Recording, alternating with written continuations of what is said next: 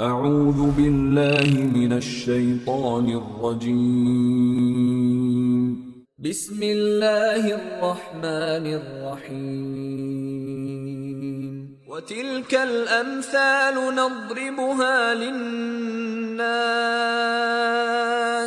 وما يعقلها إلا العالمون.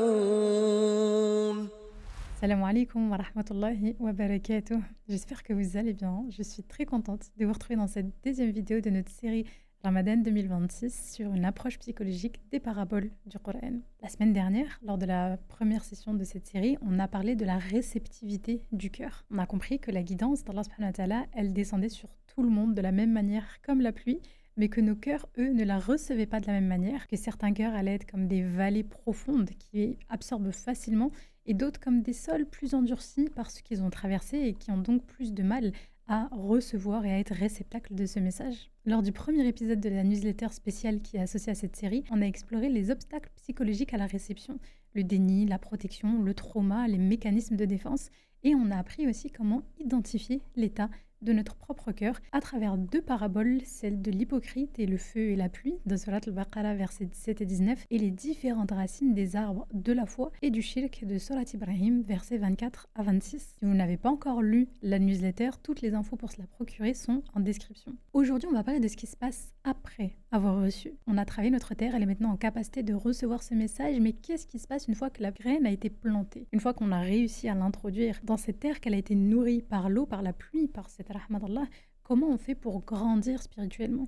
Et surtout, pourquoi c'est aussi difficile de rester constant? Et on verra l'énorme parallèle qu'on peut faire entre le cheminement dans notre santé mentale et le cheminement de notre spiritualité. Parce qu'au final, c'est exactement ce qu'on vit. Pendant Ramadan, non? On commence le mois avec une énergie incroyable, on va beaucoup prier, on va essayer de lire le Coran, on se donne des objectifs, on se sent connecté. Et petit à petit, les jours passent, la fatigue s'installe, les distractions commencent à revenir. Et on se demande, mais pourquoi j'arrive pas à maintenir ce niveau de foi? Après Ramadan, c'est encore pire. Combien d'entre nous ont déjà vécu ça? Et moi, la première, Ramadan qui est magnifique. Et juste après, dès Shawwal, tout s'effondre. Pour certaines patientes, elles vont même me partager le fait que elles s'étaient mises à reprendre la prière de manière régulière, mais dès qu'on arrive au premier de Shawwal, elles sentent qu'elles lâchent tout, que l'énergie n'est plus là et qu'elles ne parviennent pas à maintenir ça. Donc aujourd'hui, je vais vous partager 3 paraboles qui parlent exactement de ça, de la croissance, du processus, de la patience qu'on doit avoir avec soi-même et pourquoi il est normal de traverser ces phases et comment identifier ces différentes phases. Je précise encore une fois, il ne s'agit pas d'un tafsir, je ne suis pas en capacité de le faire, il s'agit d'un éclairage psychologique des travaux du docteur Yassir Qadi que vous pouvez retrouver en intégralité dans sa version anglaise dans la description. Pendant ce mois de Ramadan, je procède à une récolte de dons avec l'association Reach Every Human, qui est une association internationale et avec qui mon objectif est de récolter 20 000 € afin de nourrir les jeûneurs syriens, palestiniens et libanais qui sont dans des camps de réfugiés au Liban où je me rendrai lors des 10 derniers jours de Ramadan. Si vous souhaitez participer, même avec 1 €, le lien est dans la description. Je ne vais pas vous rappeler la récompense qui va avec le fait de nourrir un jeûneur et encore plus de faire un don pendant Ramadan. Vous la connaissez déjà notamment à travers la parabole qu'on a évoquée dans le premier épisode. Et c'est justement sur cette première parabole-là qu'on va continuer cette deuxième session, celle de la graine. Je l'évoquais dans la première session, plus pour montrer la manière dont sont construites les paraboles, quelle était la logique, quelle est la méthodologie. Aujourd'hui, on va l'étudier dans son sens. Donc, on retrouve ce verset 261 de Surat al-Baqarah qui nous dit مثل الذين ينفقون أموالهم في سبيل الله كمثل حبة أنبتت 7 سنابل في كل سنبلة 100 حبة والله يضاعف لمن يشاء والله واسع عليم. Ceux qui dépensent leurs biens dans le sentier d'Allah ressemblent à un grain dont laisse 7 épis à 100 grains l'épi, car Allah multiplie la récompense à qui il veut, et la grâce d'Allah est immense, et il est omniscient. C'est un verset qu'on va beaucoup entendre pendant les collectes de fonds, notamment pendant Ramadan. Mais aujourd'hui, on ne va pas l'étudier de la charité, mais bien de celui de la croissance spirituelle. Parce que ce verset, il nous donne une leçon fondamentale. Le don, comme la foi, se multiplie, mais pas instantanément. Ça, c'est difficile en tant qu'être humain dans cette société où tout va vite, où tout est aussi instantané, de l'intégrer. Regardons l'image qu'Allah utilise. Il ne dit pas celui qui plante une graine a directement 700 grains. Non. Il dit que le grain devient un épi, puis que cet épi donne 7 épis et que chaque épi va ensuite donner sans graines. C'est un processus. Ça prend du temps. Ce sont différentes étapes les unes après les autres. Et c'est exactement ce qu'on observe en psychologie, notamment du développement. Quand on veut changer quelque chose dans notre vie, une habitude, un trait de caractère, une manière de penser, de faire, ça ne se fait jamais d'un seul coup. On va passer par des phases. Au début, c'est fragile. La graine, elle vient d'être plantée, elle est sous la terre, on voit rien. C'est l'étape où on fait l'effort, mais on ne sent pas encore les résultats. Psychologiquement, c'est une des étapes quand même les plus difficiles parce qu'on n'a pas de renforcement positif. Un renforcement positif ou négatif, qu'est-ce que c'est? C'est le retour qu'on va avoir de notre action. Peu importe l'action qu'on va venir poser, on pose les actions parce qu'on a de l'intérêt dans ce qui va se passer derrière. L'être humain fonctionne comme ça. Si le bébé pleure, c'est pour attirer l'attention de la mère pour qu'elle puisse le nourrir. Si le bébé rigole, c'est souvent pour être en écho avec la mère ou que la mère est déjà en train de lui sourire. Et donc, il va avoir ce renforcement positif, sentir l'amour et l'attention de la part de sa mère. Dès notre naissance, c'est comme ça continuera comme ça par la suite. Si je vais au sport, c'est parce que je me sens bien après la séance. Si j'ai du mal à me mettre à réviser, c'est parce que je sens que c'est compliqué pour moi. Du coup, j'ai une mauvaise estime de moi et je commence à douter et ça me stresse, etc. Ce sont des renforcements. Ils peuvent être positifs ou ils peuvent être négatifs. Si on fait un parallèle avec l'éducation, en allant confier une bêtise ou quoi que ce soit que j'ai pu faire à ma mère, si elle, en réponse, elle me crie dessus et je me fais punir, etc., là, je suis en train d'apprendre un renforcement négatif. Ah, si je vais parler à ma mère de tel sujet, ça va se retourner contre moi. Donc, je ne le ferai pas à l'avenir. Et c'est même pas conscient, c'est même pas quelque chose que se dit l'enfant en se disant bah, je vais pas aller me confier à ma mère. Non, c'est vraiment quelque chose d'inconscient qui se met en place d'une manière très primaire dans notre cerveau parce qu'il apprend comme un ordinateur. Il fait plein d'expériences, des fois ça fonctionne bien, des fois ça fonctionne mal, et il apprend ce qu'il n'aime pas, il met de côté, ce qui a l'air de bien fonctionner, il va venir le répéter. Et c'est pour ça que le scroll est aussi addictif, c'est pour ça que le sucre est aussi addictif, parce qu'à chaque fois qu'on les consomme, on ressent de l'adrénaline, on ressent du plaisir, et donc ce sont des renforcements positifs, quand bien même sur le long terme, ce n'est pas positif pour nous. Et donc quand on est dans ce cheminement-là, dans sa spiritualité, on prie, mais c'est un petit peu difficile, on lit le Coran, mais on ressent pas trop ce qu'il essaye de nous partager, et la satisfaction, elle est très courte durée, et on n'a pas vraiment cette paix intérieure dont tout le monde parle. Ça, c'est normal. Ça, c'est normal, parce qu'après le moment d'euphorie, de la grosse montée de foi qui nous a fait mettre le hijab, qui nous a fait se remettre à la prière, toutes ces choses-là, il y a un temps de calme. Parce que la graine, elle est en train de germer. C'est comme, ok, l'excitation, ça y est, je vais commencer à planter, je sais que je vais avoir un jardin dans quelques mois, je suis trop contente, mais une fois que j'ai planté, il se passe plus rien. Pendant un moment. Et il se passe plus rien, en tout cas en surface. La graine, elle est en train de germer petit à petit, la tige, elle commence à sortir, c'est fragile, ça peut encore être cassé facilement. Un coup de vent, un piétinement et c'est fini. Et c'est exactement ce qu'on vit spirituellement.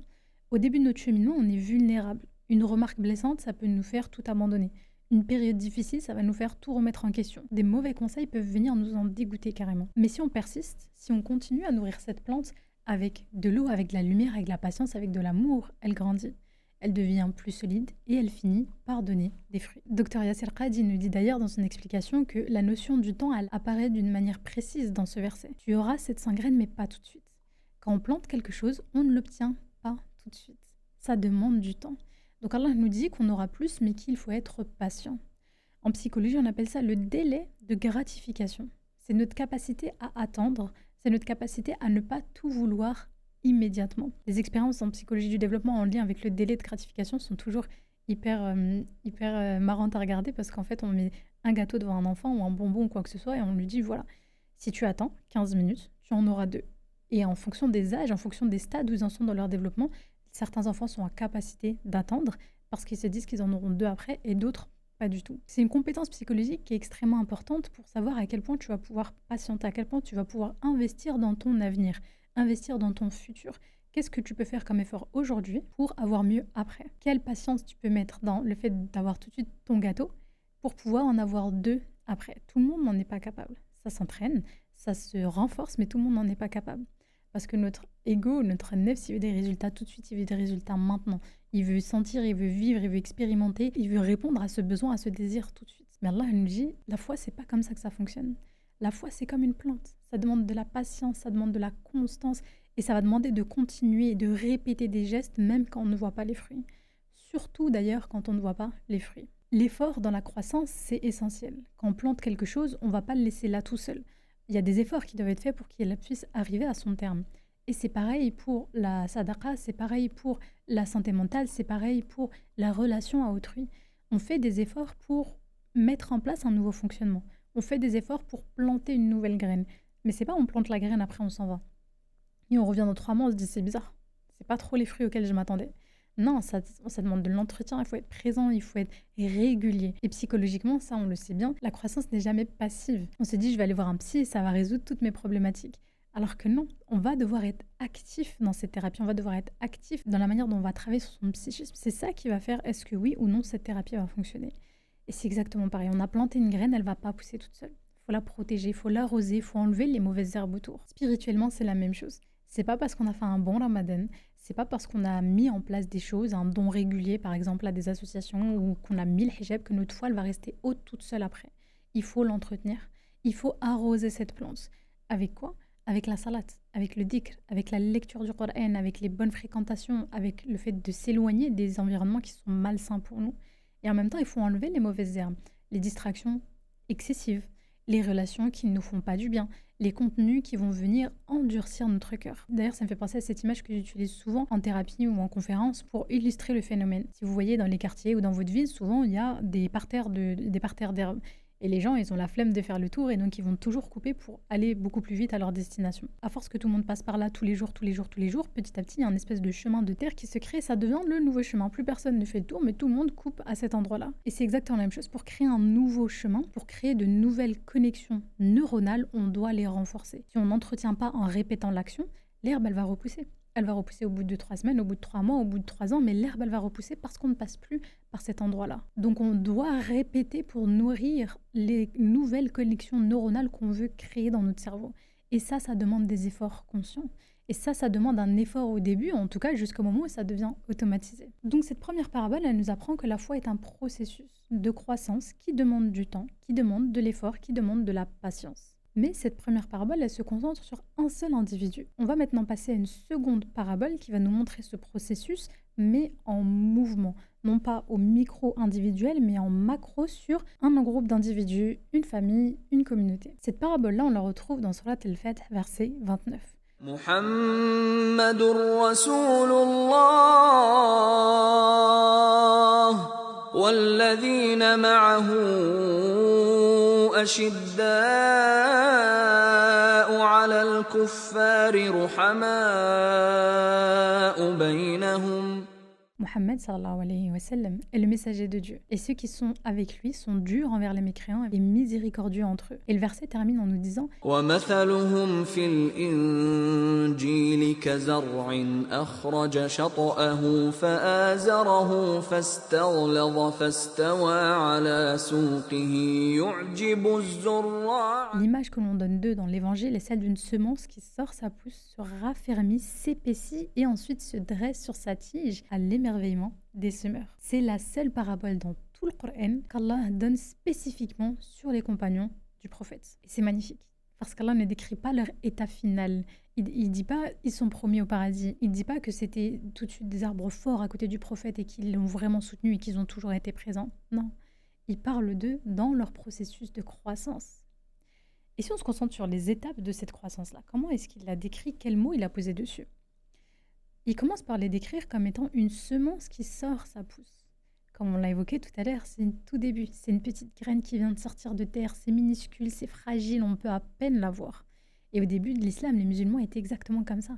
C'était une poignée de personnes, ils étaient persécutés, ils étaient cachés, ils étaient fragiles, ils étaient en danger par rapport au reste de la communauté dans laquelle ils évoluaient. Et souvent, dans les grands changements qu'on va avoir dans notre vie, ils sont internes. Et donc, ils sont d'abord psychologiques.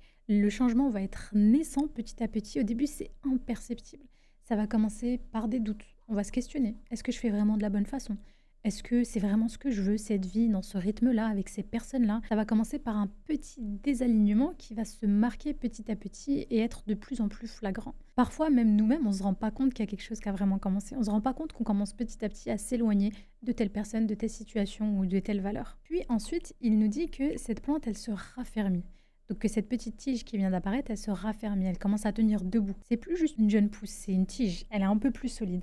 C'est une phase de consolidation. On va avoir nos premiers renforcements positifs, nos premiers résultats visibles, nos premières victoires. Et la foi commence à être ressentie, et plus seulement intellectualisé. Pour revenir aux compagnons, c'était à peu près après la Hijra légère, ils étaient à Médine, ils avaient une communauté, ils n'étaient plus seuls. Ça commençait à faire sens, ils commençaient à voir d'autres et à être un mouvement plus grand que eux.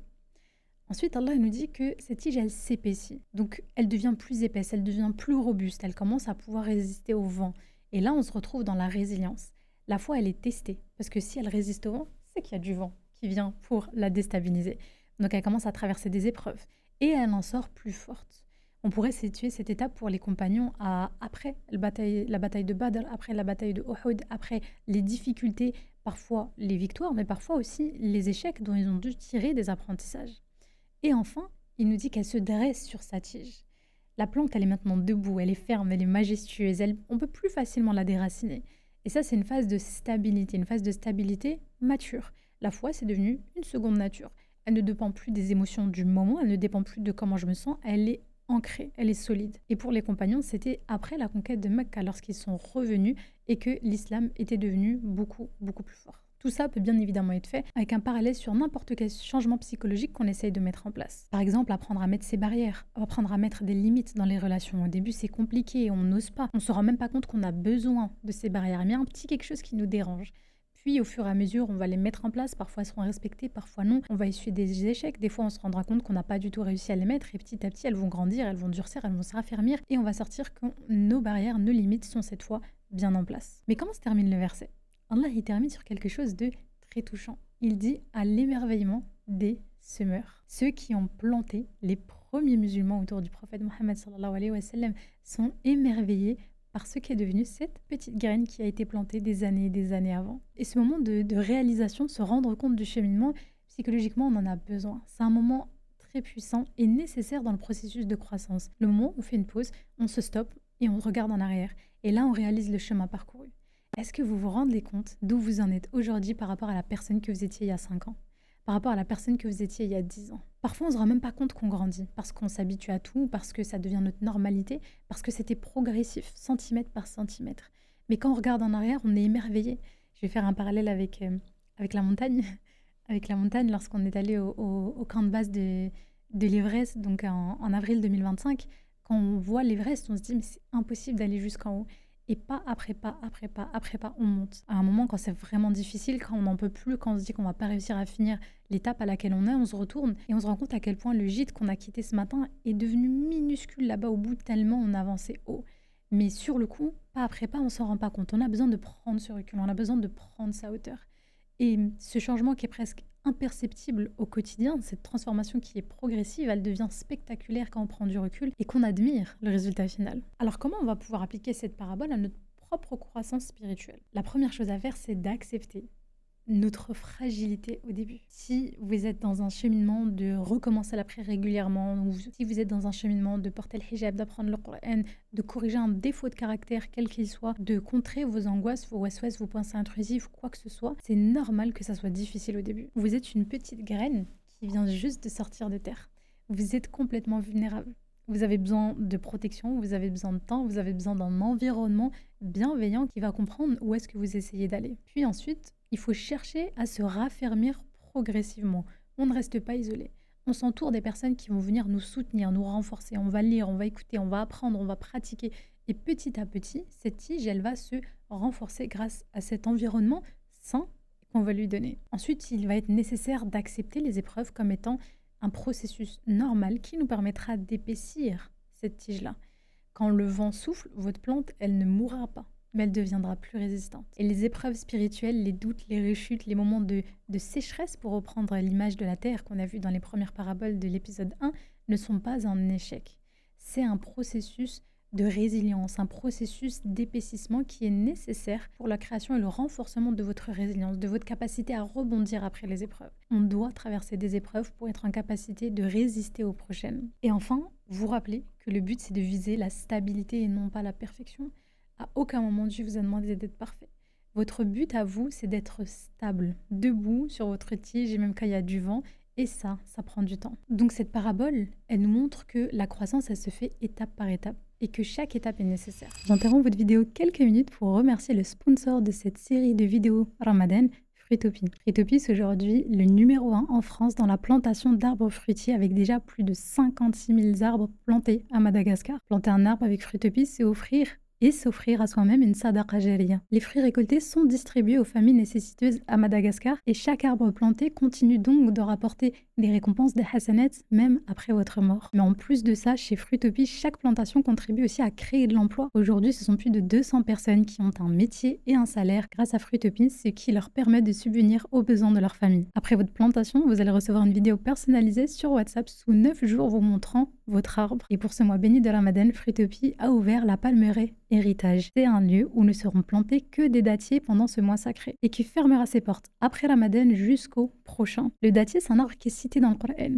Allah le mentionne notamment dans l'histoire de Maryam, Surat Maryam verset 25, et le prophète Mohammed sallallahu alayhi wa sallam en parle régulièrement dans sa sunna, notamment grâce à ses bienfaits pour la rupture du jeûne avec son fruit, les dattes. Est-ce que vous saviez qu'au-delà même du symbole, c'est un arbre qui est incroyable? Il peut vivre entre 60 et 100 ans, parfois même plus, et produit en moyenne 50 à 100 kilos de dattes par an. Imaginez toutes les personnes nourries et toutes les récompenses qui vont se multiplier sur des décennies et des décennies. Alors, si vous voulez planter votre dattier dans la Palmeraie Héritage, ne ratez pas cette opportunité.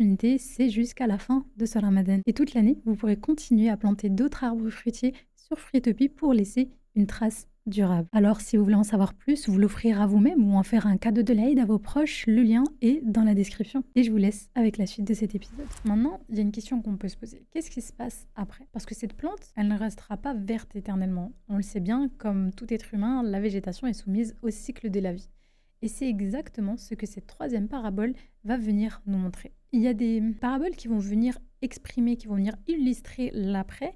Il y en a à 2 endroits précisément dans le Coran. Surat Yunus, verset 24, la vie présente est comparable à une eau que nous faisons descendre du ciel et qui se mélange à la végétation de la terre dont se nourrissent les hommes et les bêtes. Puis lorsque la terre reprend sa parure et s'embellit, que ses habitants pensent qu'elle est à leur entière disposition, notre ordre lui vient, de nuit ou de jour, et c'est alors que nous la rendrons toute moissonnée, comme si elle n'avait pas été florissante la veille. Et on retrouve aussi ça dans Surat Al-Kahf, verset 45. واضرب لهم مثل الحياة الدنيا كماء أنزلناه من السماء فاختلط به نبات الأرض فأصبح هشيما تذروه الرياح وكان الله على كل شيء مقتدرا. Et propose-leur l'exemple de la vie d'ici-bas. Elle est semblable à une eau que nous faisons descendre du ciel, la végétation de la terre se mélange à elle, puis elle devient de l'herbe desséchée que les vents dispersent. Dieu est certes puissant en toutes choses. L'image ici, c'est la splendeur suivie de la destruction. Et regardons ce qu'Allah décrit. Il nous dit « l'eau descend du ciel ». La terre se couvre de végétation. Tout devient beau, vert, luxuriant, vivant. Les gens pensent que ça va durer. Et d'un seul coup, en une nuit, tout est détruit. C'est une parabole sur la dunya, c'est une parabole sur cette terre, mais c'est aussi une parabole sur les cycles de la vie spirituelle, sur les cycles de notre développement en tant qu'être humain. En psychologie, on sait que l'être humain ne fonctionne pas de manière linéaire. On a des stades de développement, on a des cycles. On a des moments où on est en énergie haute et des moments où on est en énergie basse. On a des moments où on se sent connecté spirituellement et des moments où on se sent à sec, à vide, sans énergie. Et c'est normal. Le problème, c'est qu'on pense qu'être dans une étape basse, ça veut dire qu'on a échoué. Ça veut dire qu'on est un mauvais musulman, que c'est pas quelque chose de normal. Mais ce qu'Allah nous dit dans ce verset, c'est que c'est un processus naturel. La terre ne restera pas verte éternellement. Elle va traverser des saisons. Il y aura des moments de floraison, il y aura des moments de sécheresse. Et notre cœur, notre foi, notre santé mentale, c'est pareil, c'est la même chose. On va passer par différents stades et on doit passer par les saisons qui sont plus difficiles à vivre au quotidien. Donc il y a des moments où on sera dans un espèce de printemps, un printemps spirituel, un printemps psychologique, un printemps de morale, où on va avoir l'impression que tout fleurit, on va prier avec douceur, où on va lire le Coran, ça va nous toucher, on va se sentir proche d'Allah, on a envie de bien faire. Et c'est génial, c'est magnifique, profitez-en. Et on verra la même chose en psychologie, il y a des moments où il y a moins de crises d'angoisse, il y a des moments où le sommeil ça va mieux, il y a des moments où le moral est plus haut et on a l'impression qu'on va réussir à sortir de cette dépression. Ou encore dans une relation compliquée avec nos parents, il y a des moments où il y a moins de disputes, il y a des moments où tout le monde se sent mieux, il y a des moments où à la maison c'est apaisé.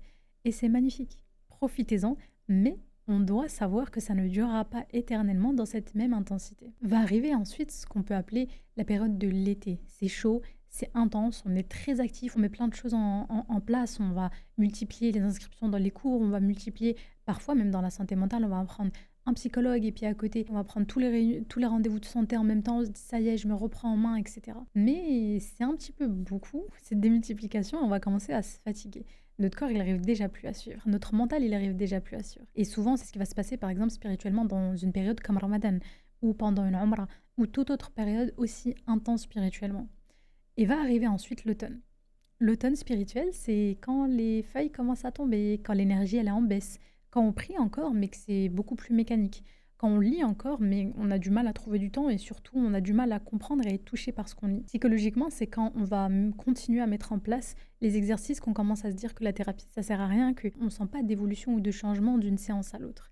Et ça annonce souvent l'arrivée de l'hiver. L'hiver, c'est froid, l'hiver, c'est sec. On a l'impression que notre cœur est mort. On a l'impression que notre terre est desséchée, qu'elle est dure, qu'elle ne reçoit plus les graines.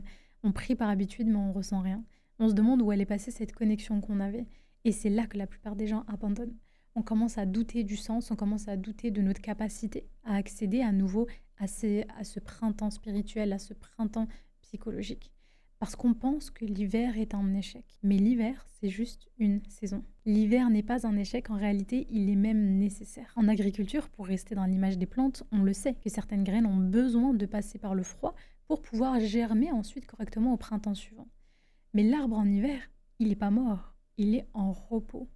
Il concentre son énergie dans ses racines, il se prépare au prochain cycle. Encore une fois, on voit rien en surface, ça ne veut pas dire qu'il ne se passe rien en dessous.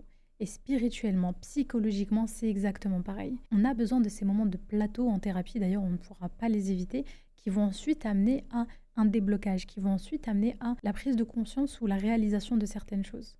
Donc les moments de sécheresse ne sont pas des échecs, c'est le moment où Allah subhanahu wa ta'ala travaille sur nos racines, sur ce qui ne se voit pas. Parfois, Dieu va nous retirer la douceur de la prière pour voir si on la continue quand même. Parfois, Dieu va nous retirer le ressenti qu'on a dans le Coran, en lisant le Coran, cette douceur qu'on ressent pour voir si on continue à le lire aussi par amour pour lui, même sans cette récompense émotionnelle immédiate. Est-ce qu'on est en capacité de décaler le renforcement positif par conviction que c'est ce qu'on doit faire? Ou est-ce qu'on reste dans cette relation transactionnelle? Je prie parce que ça me permet de me sentir bien. Donc je te donne cette salade parce que toi, tu me donnes du bien-être. Mais si tu m'enlèves ce bien-être, alors je ne donne plus ma salade. Ça n'a jamais été transactionnel, ça n'a jamais été censé, ça n'a jamais été pensé comme un échange horizontal, mais ça a toujours été un échange vertical. Dieu n'a pas besoin de ça. Le bien-être que l'on ressent après la salade, c'est pour nous, c'est une rahma, c'est un cadeau.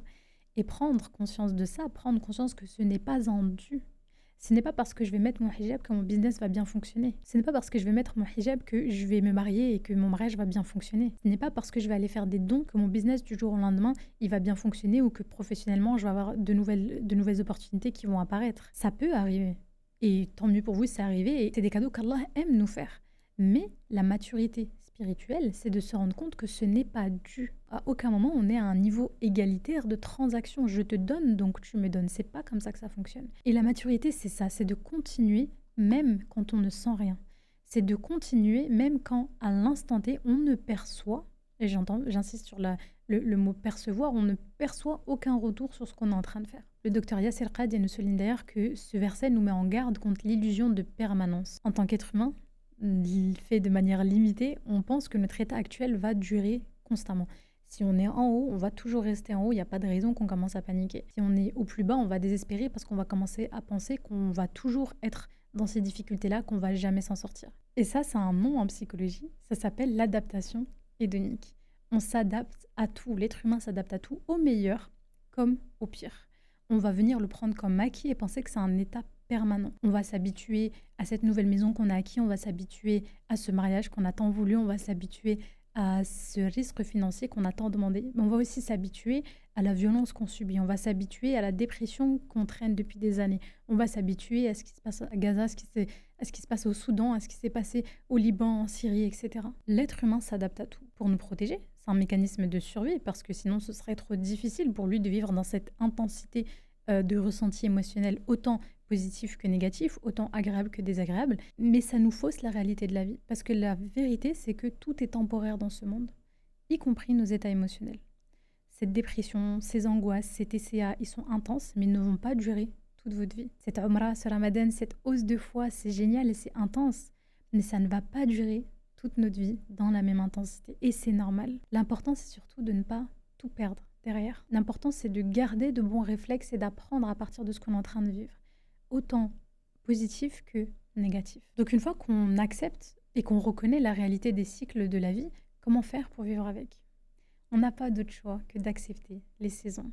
Arrêtez de vous flageller quand vous êtes en train de vivre un hiver spirituel ou psychologique, que vous avez l'impression de ne pas évoluer, que vous avez l'impression même d'être en train de régresser. Ce n'est pas un échec. Ce n'est pas un état permanent dans lequel vous êtes condamné. C'est une saison. À un moment ou un autre, ça prendra fin. Quand bien même vous n'y croyez pas, quand bien même vous pensez que c'est pour les autres et pas pour vous, je vous assure, ça prendra fin. Ne mesurez pas aussi votre foi uniquement basée sur vos émotions. La foi, c'est pas seulement ce qu'on ressent. J'ai reçu beaucoup de messages avant Ramadan de sœurs qui me disaient « je me sens déconnectée ». Sauf que pour me dire et pour m'exprimer qu'elles se sentaient déconnectées d'Allah, elles me disaient « j'ai perdu la foi, je n'ai plus de foi ». Or, c'est pas ça, c'est que vous ne ressentez plus cette connexion. Mais on ne peut pas dépendre que de ce que l'on ressent. On ne peut pas dépendre que à 100% uniquement de la spiritualité. Notre foi est basée aussi sur ce que l'on fait. Même quand vous ne sentez rien, continuez à prier. Même quand vous ne sentez rien, continuez à lire. Même quand vous ne sentez rien, continuez à donner. Et c'est pour ça qu'il nous faut un équilibre entre la spiritualité et la religiosité, entre les ressentis et les actions. Les uns se nourrissent des autres, mais on a besoin d'avoir une balance équitable entre les deux. L'islam, la religion du juste milieu, elle mizan. Et c'est aussi une rahma et une miséricorde d'Allah que d'avoir rendu des actes obligatoires. Sinon, combien d'entre nous auraient eu la discipline de les mettre en action en dehors de toute obligation, quand bien même c'est d'abord un bien pour nous? Combien d'entre nous prendraient un mois dans l'année pour jeûner et prier d'une manière plus fréquente si ce n'était pas obligatoire? Il suffit de voir comment on le fait le reste de l'année et je pense qu'on a notre réponse. Donc, accepter l'hiver, ne pas se condamner pour ça, ne pas vivre et juger sa foi uniquement à la hauteur de nos ressentis, mais aussi profiter du printemps pour planter. Quand vous vivez des moments de connexion forte, quand vous vivez des moments où vous sentez que votre spiritualité est haute, quand vous vivez des moments où vous sentez que vous êtes en train d'être libéré de vos pensées intrusives, de vos crises d'angoisse, de vos dépressions, de vos TCA, profitez-en. Profitez de ce soulagement, profitez de ce répit, déjà pour le vivre et vous en imprégner, et deuxièmement pour venir ancrer de nouvelles habitudes, pour venir mémoriser plus de Coran, et pour venir apprendre des choses qui vont encore plus nourrir votre amour pour Allah, pour corriger ou alléger les manquements que vous avez du mal à réajuster quand ça ne va pas. Et par rapport à la psychologie, profitez-en pour écrire, profitez-en pour vous rendre compte qu'il y a des moments où vous allez bien, où vous allez mieux, pour pouvoir relire et pour pouvoir revoir ces témoignages lorsque ça ira moins bien. Lorsque vous retournerez dans cette croyance de « je ne peux pas m'en sortir », tu t'en es sorti.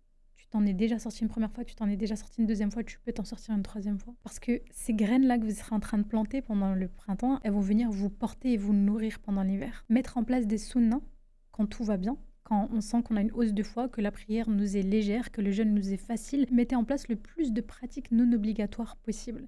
Pour que dans les moments les plus difficiles, quand votre montgolfière commence à ralentir parce qu'elle se sent de plus en plus lourde et qu'elle a plus d'énergie, et que les premiers sacs qu'on va jeter par-dessus bord pour s'alléger et reprendre notre vol, il faut que ça soit des actes non obligatoires. Parce que si on fait que le strict minimum, dans les périodes compliquées, où on a besoin de s'alléger, où on n'a pas assez d'énergie, où c'est difficile pour nous, qu'est-ce qui nous reste à enlever? On risque d'arrêter la prière. On risque de s'éloigner de ce qui vient construire cette corde qui nous relie à Dieu. La mise en place de sunnah pendant les périodes de printemps vous permettront de maintenir pendant l'hiver le strict minimum, de ne pas tout lâcher, de garder au moins vos salades, de garder au moins une page de Coran par semaine si vous avez pris l'habitude de le faire d'une manière quotidienne, de garder au moins un dhikr minimum, des du'a minimum si vous avez pris l'habitude de les faire régulièrement dans votre journée. C'est ça qui vous permettra de ne pas repartir de zéro au prochain printemps. Donc aujourd'hui, on a vu 3 paraboles qui nous parlent tous de la même chose. La croissance est un processus, qu'elle soit spirituelle ou psychologique. La parabole de 700 graines nous a appris que ça prend du temps, qu'on doit être patient et continuer à arroser, que les résultats arrivent, que les récompenses arrivent. Ça, il ne faut pas s'en douter et le prendre comme une conviction absolue, mais qu'il faut se laisser le temps, qu'il faut garder le bon soupçon d'Allah subhanahu wa ta'ala en se disant que les récompenses vont arriver, mais qu'on se laisse le temps. C'est pareil pour les changements qu'on va essayer de faire sur soi. On a eu un même fonctionnement pendant 20, 30, 40 ans et on pense qu'en quelques mois, on va réussir à tout changer. On abandonne dès qu'on voit qu'on n'a pas les fruits. Alors que déraciner ces habitudes pour ensuite en planter d'autres demande encore plus de travail, mais le résultat, lui, sera présent. La croissance des compagnons comme une plante nous montre que ça se fait par étapes, que chaque étape est nécessaire et qu'on ne peut pas et qu'on ne doit pas sauter les étapes. Donc les paraboles de ce monde nous rappellent qu'on va traverser des saisons, que c'est normal. Dans tous les domaines d'ailleurs, que ce soit relationnel, que ce soit dans nos études, que ce soit dans le travail, que ce soit dans le business, la santé mentale ou la santé physique, on doit accepter que l'hiver n'est pas un échec. Donc concrètement, qu'est-ce que vous allez faire de tout ça pendant ce Ramadan? Je vais vous donner juste quelques conseils, vous en faites ce que vous voulez. Commençons par arrêter de nous comparer aux autres. Chacun a son propre rythme de croissance, certains en sont au printemps, d'autres à l'automne, et peut-être que vous en êtes à l'hiver, mais ce n'est pas une compétition, tout le monde passe par les mêmes processus, tout le monde passe par les mêmes saisons. D'où l'importance de se concentrer sur le processus et pas sur les résultats. Ton job, mon job, notre job, c'est de faire les causes. C'est de planter et planter et planter et continuer à planter et à prendre soin, même si je ne vois pas encore les fruits pour le moment. Parce que je fais les causes. Le résultat, c'est entre les mains d'Allah Azza wa Jal. Et enfin, vous allez me dire, mais Hafsa, on vient juste de commencer, on n'a même pas fini les 10 premiers jours, mais préparez-vous pour l'après-Ramadan dès maintenant, afin que Ramadan ne soit pas un pic isolé, mais vivez-le comme une saison entière de plantation, comme une grande saison de printemps. Qu'est-ce que vous allez planter ce mois-ci pour qu'il continue à pousser après? Ça peut être prendre l'habitude d'une prière surérogatoire, même si ce ne sont que 2 rak'at. Ça peut être une page, une demi-page par jour. Ça peut être un seul dhikr du matin ou du soir. Ça peut être un acte de charité, un don que vous allez donner régulièrement, automatiquement. Ça peut être 5 €, 10 € avec un prélèvement automatique, vous n'y penserez même plus. Ça peut être une habitude que vous décidez de mettre en place avec vos parents, peu importe. Soyez petit, visez petit, mais soyez constant. Et enfin, faites-vous confiance. Vous êtes en train de grandir. Et si vous ne faites pas confiance à vous, faites confiance en Dieu. Vous ne le voyez pas, mais vous êtes en train de grandir. Vous ne le voyez pas, mais vous êtes en train de vous améliorer. Quand bien même vous avez l'impression de stagner, quand bien même vous avez l'impression de rechuter, vous êtes en train de vous améliorer. Votre graine, elle est en train de germer. Continuez à l'arroser. On arrive déjà à la fin de cette deuxième vidéo. J'espère qu'elle vous a plu. Lors de la prochaine, on va parler d'un sujet difficile mais nécessaire qui est comment on peut parfois soi-même être en train de détruire notre propre croissance. Parce que le plus grand obstacle à notre évolution, c'est pas toujours l'extérieur. C'est même très souvent ce qui vient de l'intérieur. Donc on va avoir des paraboles qui vont nous expliquer cet auto-sabotage et comment on peut s'en protéger. D'ici là, je vous laisse avec la newsletter hebdomadaire qui arrive lundi prochain et qui va approfondir le thème de la croissance par d'autres paraboles. On va parler de comment cultiver la gratitude comme étant un fertilisant, comment reconnaître les périodes de sécheresse sans en désespérer, et on va essayer de comprendre ensemble que certaines graines vont mettre plus de temps à germer que d'autres, selon notre terrain psychologique individuel. Pour cela, on va utiliser la parabole de l'olivier béni dans Surat An-Nur, mais aussi la charité et le jardin généreux dans Surat Al-Baqarah des versets 265 à 266. Je rappelle que si vous n'êtes pas abonné à la newsletter, vous pouvez le faire via le lien en description et il y aura toutes les informations pour vous procurer les anciennes newsletters de cette série sur les paraboles du Coran que vous avez peut-être manqué. Encore une fois, pendant ce mois de Ramadan, je procède à une récolte de dons avec l'association internationale Reach Every Human, dont l'objectif est de récolter 20 000 € pour nourrir les jeûneurs syriens, palestiniens et libanais qui sont dans des camps de réfugiés au Liban où je me rendrai durant les 10 derniers jours de Ramadan. Donc je compte sur vous pour participer à la récolte. Vous avez aussi accès au lien directement dans la description. Je demande à Allah subhanahu wa ta'ala qu'il fasse de nous des graines qui viendront des arbres solides aux racines profondes, aux fruits abondants. Je vous remercie pour votre présence, pour votre écoute et je vous dis à la semaine prochaine, Inch'Allah, pour un prochain épisode. Assalamu alaikum wa rahmatullahi wa barakatuh.